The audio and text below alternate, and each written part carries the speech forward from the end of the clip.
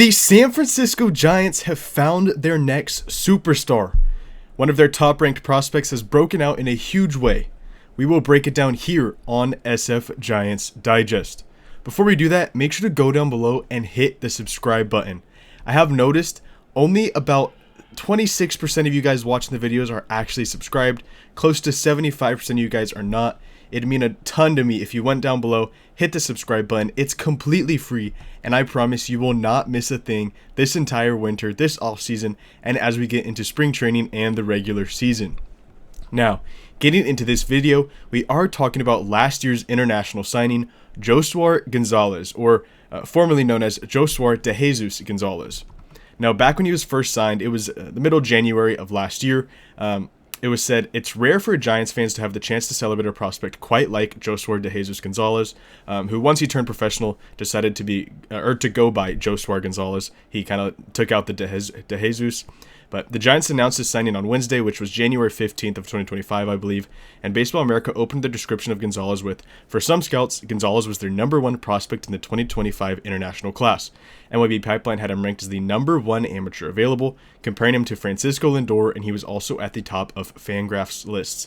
Now, obviously, you hear a comparison like Francisco Lindor, and that is already placing some high expectations on the mere 16-year-old when he was signed. I've also heard Jose Reyes, just a young, athletic, switch-hitting shortstop who can do a lot of different things on the diamond.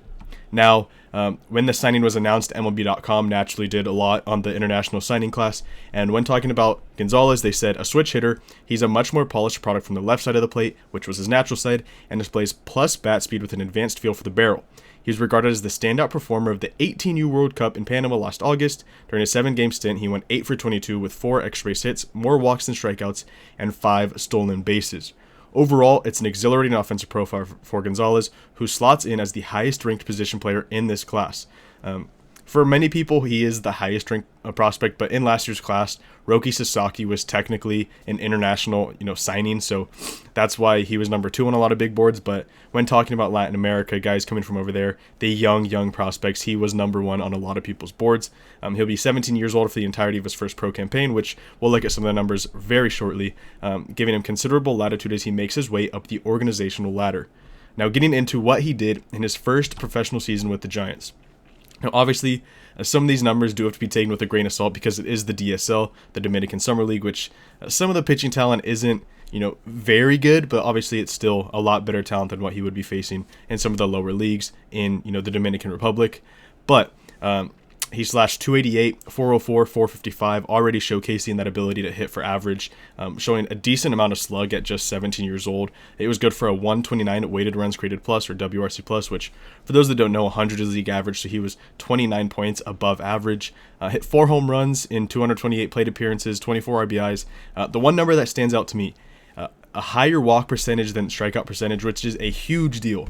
Now, I know he's still 17 years old and it's just the DSL, but that is an extremely encouraging sign, especially when you talk about the profile of a lot of Giants hitters across the last few years. We have not had a ton of guys who walk more than they strike out. Also 33 stolen bases, which is a big deal. The Giants have ranked in the bottom 2 in the last 3 seasons across Major League Baseball in terms of stolen base.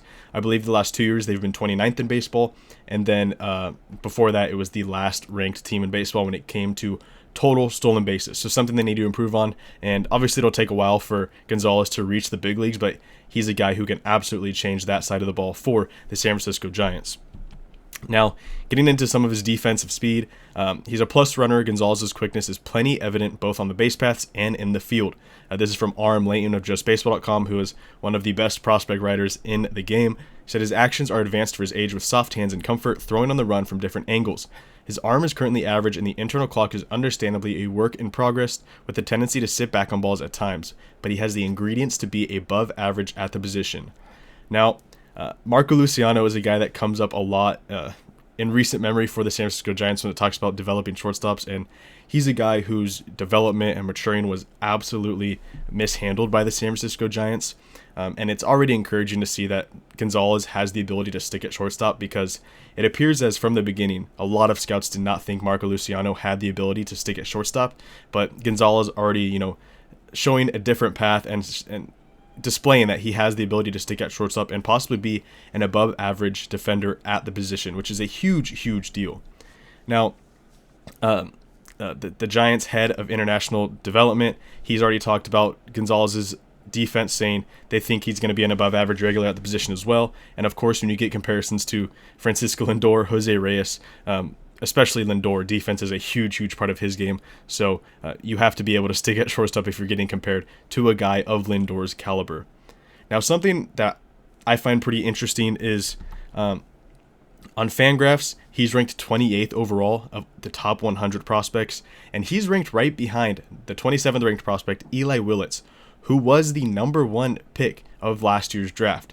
So this shows that, say Josuar Gonzalez was for some reason in the MLB draft, the Giants are getting, a top 5 worthy pick out of Gonzalez. Obviously, it's an international signing, so it's not exactly the same as getting a guy in the draft, but he immediately entered the team's, top 3 or 4 prospects when he came in. Now he's the team's number 2 overall prospect, and he is giving the organization a huge bump in not only a prospect with a high ceiling, but a prospect with what appears to be a pretty high floor, which is really encouraging for this Giants farm system.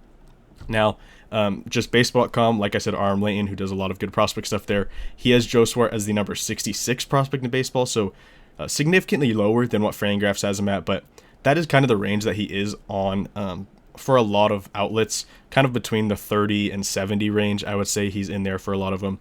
I believe in Baseball America, he's in the 80s, so a bit lower, but still, by most accounts, he is a top 100 prospect, which is huge. The Giants now have another very highly ranked shortstop coming after the designation of Marco Luciano, which obviously didn't work out, but this one seems a lot more promising. A bit of a higher floor, not extremely power dependent like Luciano was, hits for a lot of average, steals bags, plays defense, so a more well-rounded player, and he's only 17 years old, so it seems like the timing is perfect that when Willy Adames' contract is up with the San Francisco Giants, Josuar should be, pretty much ready to make his debut at the big league level and take over as the next shortstop of the franchise.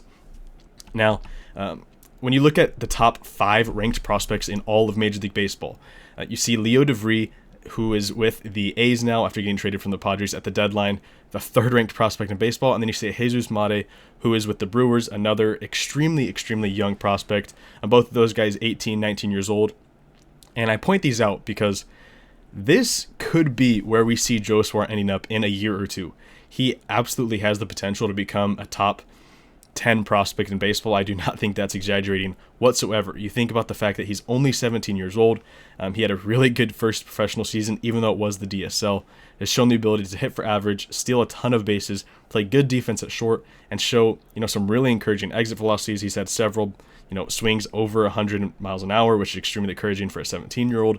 And then, of course, a little bit of pop with the 4 home runs in less than 300 plate appearances last season. So Gonzalez, being 17 years old, he has the makeup to become a top 10 prospect in all of baseball. And that is just extremely encouraging for a San Francisco Giants organization that has not had that in a very long time. You think back to the dynasty days when, Buster Posey, Madison Bumgarner, even Brandon Belt, these were all highly ranked prospects, and those turned out. Recently, the Giants' top-ranked prospects have not worked out. Obviously, we'll have to wait for Bryce Eldridge's first full season to see what he can do, and the next few seasons to see what he can bring to the table at the big league level. Obviously, we are all very high on him. But, Marco Luciano, Joey Bart, some of these big prospects, even a Christian Arroyo, these guys did not pan out under the Giants development program. And hopefully, with Buster Posey at the helm now, Randy Winn handling development, some of the new guys in the front office, we see a change in that, and these highly touted prospects actually come up and become, above average everyday players at the big league level. Now, let me know down below what you think of Josuar Gonzalez. Do you think he is the next superstar of the San Francisco Giants? Obviously, it'll be a couple of years before we see him at the big league level, but he's showing some extremely promising signs, even in the Dominican Summer League at just 17 years old. Make sure to leave a comment down below and subscribe to SF Giants Digest.